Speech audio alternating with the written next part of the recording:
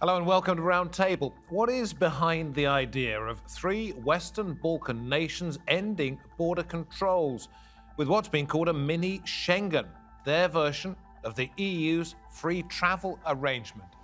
The economies of Serbia, North Macedonia and Albania have all been hit hard by the pandemic. Could this help to increase trade and prosperity in a region ravaged by recent wars? And if so, why are other neighbouring countries against the idea?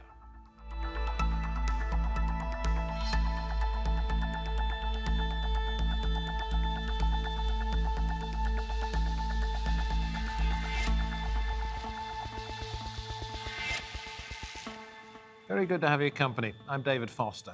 It may not be happening until 2023 at the earliest, but it's being argued that copying the EU initiative could well accelerate eventual membership of the bloc. Others will be watching. The border-free travel and business zone between Albania, North Macedonia and Serbia has been dubbed a mini-Schengen in the Western Balkans. It was unveiled last month by the country's leaders who've criticised the slow pace of EU enlargement. North Macedonia has been an accession candidate since 2004. The Schengen zone of borderless travel is a key part of the European Union, but all three nations are still waiting in line for EU membership. The new plan, they say, is to encourage development in a region still overshadowed by the legacy of war in the 1990s. And the hope is that other nations will also join in the future. So could this new initiative bring progress and prosperity to this part of Eastern Europe? I'm delighted to be able to say that we can welcome out of Serbia from Belgrade, Strahinja Subotic, Senior Researcher at the European Policy Centre. Simonida Kacarska joins us from North Macedonia. She's Director of the European Policy Institute and she's in Skopje. And in Pristina in Kosovo, we see Bekim Collaku, former Minister of European Integration for Kosovo and member of the presidency of the Democratic Party of Kosovo. We'll talk about Serbia in just a moment as the biggest player in this economically and in terms of population. But I'd like to come to you, Simonida, first to ask about a smaller country such as North Macedonia. Is this a big deal? It is and it isn't at the same time. I think that the country is largely in a soul-surging mode, given that it's experienced a lot of blockades at the EU on the accession front. So in this way, through the Open Balkans initiative, I believe that it's an attempt on the side of the leadership at this given time to be able to deliver open spaces for businesses, mostly because there's a lot of pressure from the business community. And there's a lot of unknowns at the same time as to what will happen, how and when. Considering that the European Union made it pretty plain that it really was pushing countries such as North Macedonia, perhaps Serbia and Albania to the back of the queue when it came to EU membership, how is this going to help promote any attempt to join the bloc? You're still with me, right? Absolutely. It will regional cooperation has always been considered as a key pillar of the European accession front. So we can't be dismissive at the outside of such an initiative, although we have a lot of question marks, undoubtedly. The key, in my view, is to actually help the benchmarks for European accession as a sort of a benchmark for the old Open Balkans initiative as well, because this will make it complementary to larger efforts such as the Regional Economic Area, for example, of the Regional Cooperation Council, which encompasses all 6 of the Western Balkan countries. So if we stick to what the benchmarks for EU accession are, it should be easier, although not simple, because there will be a lot of overlapping priorities at given times in terms of the pressures on the administration, which will need to deliver on several fronts. This is lastly my concern as to how will actually this idea materialize, because from what we've seen beyond pledges and declarations, we've not seen a lot of practical steps. Okay, so it's a kind of demonstration that North Macedonia could be a good enough member, even though the EU at the moment says it isn't. Bekim, I'll come to you in just a moment to ask about Kosovo, but let's go to Strahinja first and Serbia. So Serbia has been trying for EU membership for some time now. It's been knocked back again because of what the EU said. It's got to end any hostilities with Kosovo. So how is this going to help, since Kosovo's not playing along with this either? So, right, Serbia has been pursuing its EU path for years now. It's opened accession talks in 2014. And actually, Serbia is quite often perceived, although a central country of the Western Balkans, but also one of the key troublemakers in that regard, particularly as it increasingly cooperates with countries such as China and Russia. So for Serbia, this initiative is very important because it allows it to show that Serbia can be a credible partner to other countries in the region, but also to the EU. So by having this, let's call it regionally owned initiative, which focuses primarily on trade liberalization, it's supposed to show that we can be partners who can be trusted and who deserve to be members of the EU in the future. So this is definitely given those something ties, that's beneficial for our image. Given those ties and ever closer ties to China and to Russia, isn't this just a way of pretending that Serbia could be a good member of the European Union when in fact it's trying to play off both sides against each other? Well, actually, we are seeing already some concrete benefits from this initiative. So in that regard, we can argue that we have reasons to be optimistic that this is more than just words on a paper. We've seen, for example, we at the European Policy Center have analyzed the action plan, which was adopted in Sofia last year during the Berlin process. And we see that actually 2/3 of all planned activities for this year have already been implemented or are about to be implemented by the end of this year. So in that regard, there is some track record, which actually, as I mentioned, leaves room for some optimism. OK, Bekim, to you. Kosovo says it wants no part in this whatsoever. You're a former minister of integration. Don't you want to see integration in this case?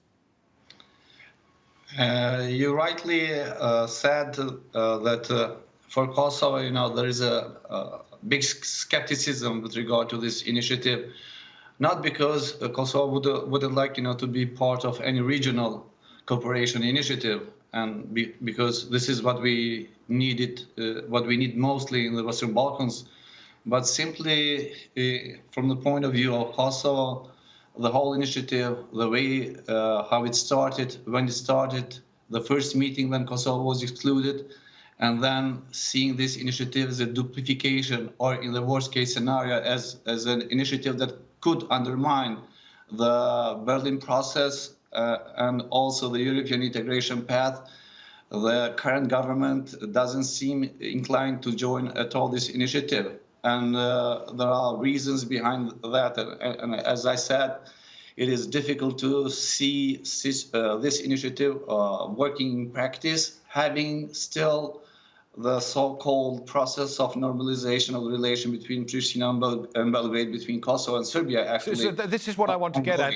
Is it therefore not just a fig leaf when it talks about regional cooperation, when in fact the biggest problem is that Kosovo and Serbia don't get on at all, and Serbia's taking part in this and Kosovo isn't? So where can you heal? This is a problem. I mean, Kosovo was excluded from this initiative when it was launched in Novi Sad in 2019. This initiative cannot work only if it takes place in Albania or in Macedonia. It should work even when it takes place in Serbia or in Bosnia and Herzegovina. And we don't see that happening at all. So we are far away from that. And as initiative, this is initiative which involves a deeper integration of all the countries of the Western Balkans. But this deeper integration is impossible to happen unless we don't have all the countries of Western Balkans recognizing each other and having normal relations with each other. And this is one of the points I want to get at in a few minutes, whether in fact, instead of healing wounds, this will accentuate hostilities. But we'll come to that in a little while. May I come back to you, Simonida, after I've read this out from the gentleman behind me, a quote from the Prime Minister of Albania, Edi Rama, who said, "This region can no longer remain a hostage to the past in any aspect, and anyone who still fails to understand how small we are while divided and trying to create more jobs, open up more prospects for well-paid jobs, especially for young people, is doomed to live in the past. Now, I'm sure we can all agree with that sentiment. But Simonida, I want to ask you about one particular thing which demonstrates that there are divisions still, and that is the bridge to nowhere between North Macedonia and Serbia. It exists, I understand it, but no one can use it. I'm sure there's a lot of bridges to nowhere, although I'm not really certain of which one you're talking about. But going back to where I just want to go back to where you ended. You gave a comment when I finished in terms of the EU saying that it doesn't like North Macedonia. North Macedonia has a very specific problem. It has had a problem with Greece. It has had a problem. Now it has a problem with Bulgaria, basically objecting its EU accession, despite of a lot of difficult concessions that were made in the last couple of years. And this government has been largely disillusioned by the EU's behavior. And I believe that this is one of the reasons why they were also so eager to chip in the Open Balkans initiative. Now, going back to your question on the bridge of nowhere, well, I think that we have to be aware that there are two sides to this story. We can either view the glass half empty approach, which is the one that the countries of the region, the other three, are taking, or we can take a look back and think of some of the ways that integration also occurred in the European Union through gradual integration of a couple of countries that would show that something would work. I think the ideal scenario, even with all of our grudges at the outset, would be to show to some of the countries of the region that it can be beneficial in terms of the integration of some of the economic policies which are being proposed. This does not mean that this will heal the political wounds long term. Okay, but it might help. I think that's your point. Strahinja, let me come to you. What's in this for Serbia economically? And the fact that the Western Balkans is divided on this, is that likely to accentuate, to increase hostilities rather than bring the nations together? So in this regard, we already have reports from the World Bank, I believe, which these reports show that if all the Western Balkans works together to accelerate this initiative, that they could see a substantial increase in their GDP growth. So in that regard, also the EU has been actually the strongest supporter of this initiative. Both they supported it verbally, but also on paper. This is the direct consequence, actually, of the talks which have been ongoing for years now, the Berlin process. So in that regard, this not only creates better connections between the countries of the region, but also creates better connections between the region and the EU itself. Well, it does to some extent, but not entirely, because not every country, as we've already discussed, is going to be part of this. So my suggestion is, without everybody involved, is this going to be able to heal divisions, or will it actually increase them?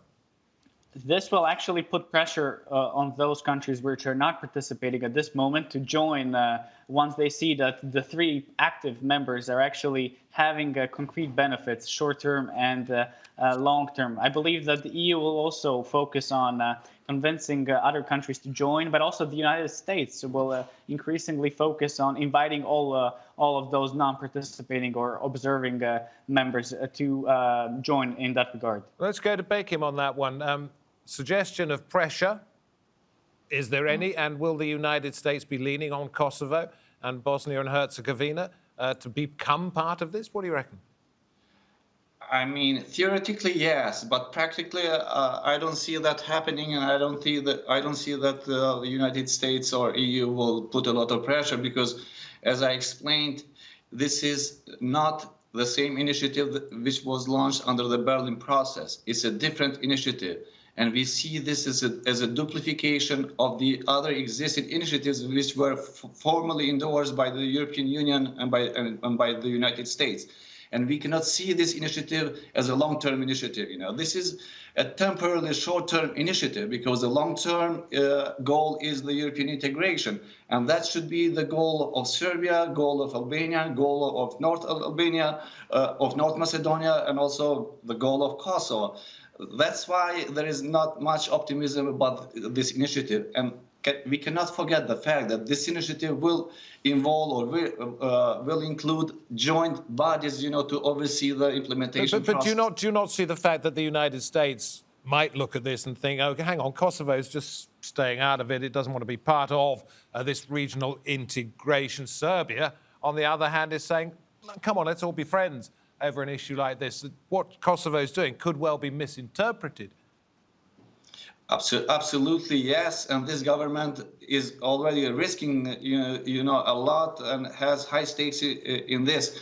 But let's not forget, we have in Kosovo a populist government, okay? And the current prime minister will not do any action whatsoever that will jeopardize, his support among the public opinion here. So he is seeking, to take actions that are purely populist, and he is doing this in the eve of the local election in Kosovo. So at least in the short term, I don't see any flexibility from the current government in Kosovo, to think seriously about joining this initiative. Which brings me to something I read, since we're talking about political leaders. This was a quote from Geopolitical Intelligence Services, written round about this time last year. This is what they suggested. Although threatened with an invisible enemy, that is the pandemic, that does not respect national borders, political elites in the Western Balkans continue to wrestle for power instead of fighting for the health of their citizens. Experts have noticed that the crisis is being used as an excuse to backslide on previously achieved progress. Bekim, coming to you first of all, is this being used as a cloak to improve the respectability of various presidents, prime ministers, whatever, in these countries, when in fact their popularity is on the slide? It's not easy to comment, but talking about the three leaders that already joined this initiative, I don't think they have many serious problems, in their national countries or in their own electorate, because the president of Serbia continues to remain quite strong. Edi Rama, the prime minister of Albania, he recently won the general elections, and also the prime minister of North Macedonia as well. But you cannot say the same thing for the remaining leaders of the three other countries that have not joined the Western Balkans. So basically, it is a kind of playground also, to try to put in place a kind of competition. Who is the key regional leader of the Western Balkans, and who are the followers? And I can say that from Kosovo, this is also another reason why the current prime minister sees no interest in joining this initiative, because he already understands that this space has been occupied by Edi Rama and the president Vučić. Okay, Simonida, and this is also for you, Strahinja, but Simonida, first of all, what I'm wondering is whether without Bosnia and Herzegovina, without Kosovo, this will be anything other than an exercise in making it look as though there is regional cooperation. I think it's too early to tell. As I started with, we've only seen plans, unlike, I assume what Strahinja was referring in terms of the plans of the 6 Western Balkan states. This refers to the regional economic area. For this initiative, for the Open Balkans, we've not seen a lot, and I think it runs that risk from the outset. It's also going to be very difficult to set specific bars as to where will these countries converge in terms of a lot of their policies. There will be difficulties to establish the cooperation that is necessary between a lot of them, because they've not had the experience of dismantling borders, as we say. So I think the risk that you mentioned, I can't be judgmental and say from the outset that it's doomed, but it's very high. I'm going to stay with you, Simonida, for just a moment, because I want to ask about the flow of people across borders. If a great many people from Serbia, from Albania decide they want to come and work in North Macedonia, is that going to be a source of enjoyment for people in your country, or could it create some problems? I think that we are far from discussing free movement of workers in the conventional sense that the European Union population enjoys. I think the starting point will be dealing with customs, easing access of goods. But you rightly point that we expect in 3 or 4 years in the announcement of the politicians that the borders should be opened for workers. These are countries, especially North Macedonia and Albania, with high unemployment rate. And there's a lot of questions in terms of how will this work. At the same time, there is a need in a lot of the industries for workers, because a lot of our population from the region has already left to some of the European Union member states, specifically mostly Germany. So this might fit in economically as a positive sign. Okay, well, let's go to you, Strahinja. If, as Simonida suggests, there's high unemployment in both Albania and North Macedonia, those people from that country that still remain might want to go to Serbia to get work eventually. Is that going to be an issue?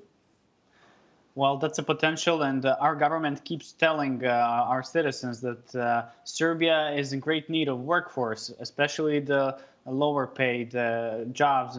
In that regard, I believe it would indeed welcome professionals from abroad, high skilled and low skilled professionals. And that's why Serbia and other countries such as North Macedonia and Albania have agreed not only to, before they opened the borders, originally planned by 2023, they agreed to eventually recognize the professional qualifications in several professions. And this would include as well abandonment of work permits for intercompany transfer, but also for those in for service providers. At the same time, they would require only IDs for citizens to travel. So the key issue is that there is a lack of political trust. So by having people travel and do business between countries, this could potentially lead, so I'm not going to say it's definitely going to lead, but this could potentially open some space for better understanding. Yeah, but it can also lead to increased tensions when people from those other two countries travel to Serbia and take the jobs that Serbians think they should have themselves. Well, it could be a risk, but I don't believe it will take place. As I mentioned, our government is often saying that we are in need of external workforce, and unemployment is getting a bit better in Serbia as compared to the rest of the region. I would say that the risk is actually that the local businesses might not be prepared, that they might lose competitive edge. For example, the tomatoes in Serbia are more expensive than tomatoes in Albania. So if we start importing more tomatoes from Albania, our local businesses risk losing their businesses. So in that regard, our government has a lot of effort needs to invest to better prepare our businesses for the potential market changes that might follow. A slightly ironic smile from you, Bekim, I think, not just when tomatoes were mentioned, but about the idea of backwards and forwards of the workers, etc. Your thoughts on where this is eventually going to go after you reply to why you gave a little smile? No, it was mainly because I think the people in Western Balkans in general, in all the 6 countries of the Western Balkans, are much more interested to find a job, work in one of the European countries rather than to seek to find a job in one of the regional countries. And unfortunately, this is the reality, because the salaries, the wages in all the Western Balkan countries are more or less in the same level, are very low. So there is no incentive for the workers, at least for those professionals, for those who have high degrees, to think of finding a job in any of the regional countries. Yeah. Which is perhaps why we're seeing this, and why perhaps countries such as Kosovo and others in the region would like eventually to become part of the European Union, because the voters would then think, we're getting more money because we can travel wherever we like. We love these politicians for doing it for us. Absolutely. That's the main reason why EU integration, EU membership remains the only objective, not only for Kosovo, but for all the Western Balkan countries. And I think that should not change. I mean, let's assume that the European Union will be able, to integrate Serbia and Montenegro by 2025. I mean, we are talking in 3-4 years from now. So we are talking. That's why this initiative is not very promising, because to make it work, to make it practical, it will take years. So why using energy in something that will be substituted? Well, perhaps eventually? better than sitting back and just waiting for something to happen. Simonida, this is the cynics' view. Strahinja, I've got about a minute for each one of you. This is the cynics' view, that it's all about the politicians trying to keep their jobs because they want to keep the voters happy. everything about the politicians is partly about trying to keep the voters happy. But as you said, I think the key rationale was your last sentence. It's likely seen also from the side of the voters that it's better to do something regionally rather than sit and sulk over our destiny in terms of European Union accession. Strahinja, I've got about 15 seconds. I'm sorry to be so rude. Just sum up for me very quickly, would you? None of the Western Balkan countries will join the EU in the next 10 years. It's not about 2025, so it's about the next 10 years. What are we going to do about it?